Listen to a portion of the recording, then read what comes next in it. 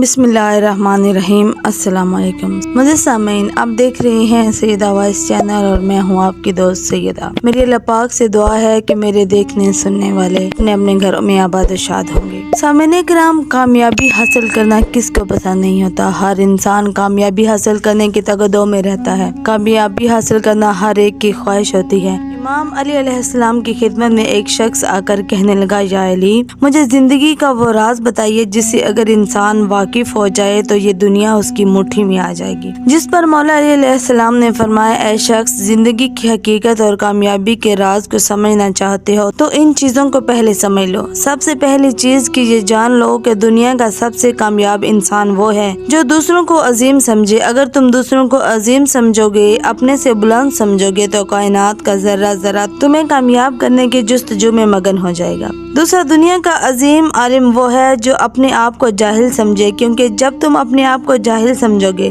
تو تمہارے وجود میں سیکھنے کی جستجو دن بدن بڑھتی جائے گی اور تمہارا کوزہ خالی رہے گا اور تم سیکھنے کی طلب رکھو گے۔